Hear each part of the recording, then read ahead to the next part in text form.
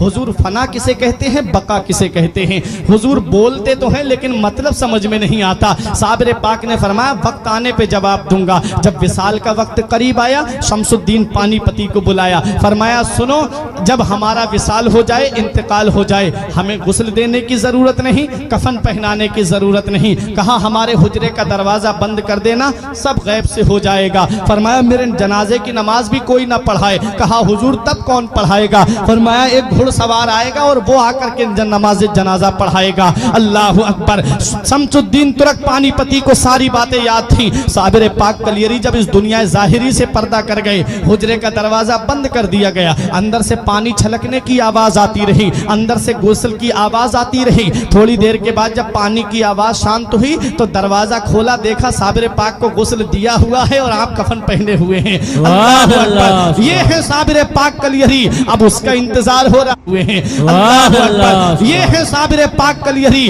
अब उसका इंतजार हो रहा है जो नमाज जनाजा पढ़ाएगा। बड़े बड़े औलिया लाइन में लगे हुए हैं, बड़े बड़े औलिया सफ में लगे हुए हैं, अपने वक्त के जय्यद उलमा सफ में लगे हुए हैं, मुरीदीन सफ में बांधे खड़े हुए हैं। शमसुद्दीन पानीपती से किसी ने कहा अरे नमाज जनाजा तो शमसुद्दीन पानीपती ही पढ़ाएंगे, क्योंकि सुबह भी साबिर पाक के साथ में रहे, दोपहर को भी साबिर पाक के साथ में रहे, शाम को भी साबिर पाक के साथ में रहे, खलबत में साबिर पाक के साथ हैं, जलवत में साबिर पाक के साथ हैं, सफर में साबिर पाक के साथ हैं, हजर में साबिर पाक के साथ हैं। हर वक्त साबिर पाक के साथ जो रहे, जिसे साबिर पाक बड़ी मोहब्बत फरमाए, उसे शमसुद्दीन तुरक पानीपती कहते हैं। कहा यही तो नमाज जनाजा पढ़ाएंगे। तब शमसुद्दीन पानीपती ने कहा मैं नमाज जनाजा नहीं पढ़ाऊंगा, बल्कि मेरे पीर का ये कहना है कि एक घुड़सवार आकर के मेरी नमाज जनाजा पढ़ाएगा।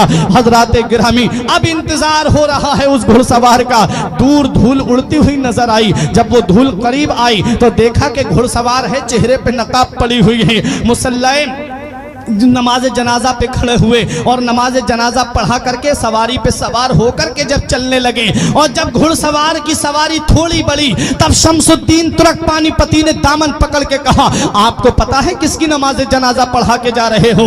ये वो अल्लाह का वली है जिसकी शान सारी दुनिया में मशहूर है, ये वो अल्लाह का महबूब बंदा है जिसका जलाल सारी दुनिया में मशहूर है। आप जिनकी नमाज जनाजा पढ़ा के जा रहे हो, ये अल्लाह का मुकर्रब बंदा है, ये अल्लाह का नेक बंदा है, ये अल्लाह का वली है। कल मेरे साबिर की तारीख लिखी जाएगी, कल मेरे साबिर की हिस्ट्री लिखी जाएगी, कल मेरे साबिर का इतिहास लिखा जाएगा और दुनिया वाले मुझसे सवाल करेंगे ये शमसुद्दीन पानीपती, सुबह को तुम साबिर पाक के साथ में थे, दोपहर को तुम साबिर पाक के साथ में थे, शाम को तुम साबिर पाक के साथ में थे, सफर में तुम साथ रहे, हजर में तुम साथ रहे, खलबत में तुम साथ रहे, जलवत में तुम साथ रहे, हर वक्त तुम साबिर पाक के साथ में थे। जरा बताओ साबिर पाक की नमाज जनाजा किसने पढ़ाई थी?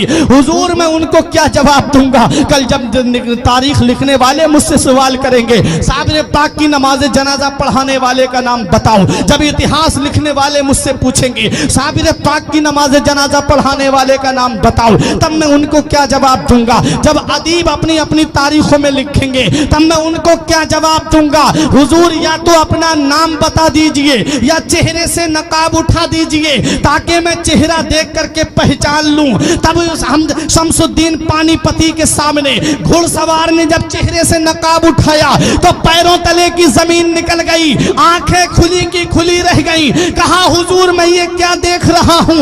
हुजूर चारपाई में कौन लेटा है और मेरी निगाहों के सामने कौन खड़ा है? तब मेरे साबिर कलियरी ने जवाब दिया ए शमसुद्दीन तुम भूल गए, तुमने मुझसे पूछा था कि फना किसे कहते हैं और बका किसे कहते हैं। अरे तुमने मुझसे पूछा था कि फना और बका किसे कहते हैं। ये जो चारपाई में तुम लेटा हुआ देख रहे हो इसे फना कहते हैं और जो साबिर तुम्हारे सामने खड़ा है इसे बका कहते हैं। पता चला कि जो चारपाई में लेटा है वो रूहानी रूह का जलवा है और जो साबिर कलियरी सामने खड़े हैं उसे रूहानियत कहते हैं, उसे रूहानियत कहते हैं।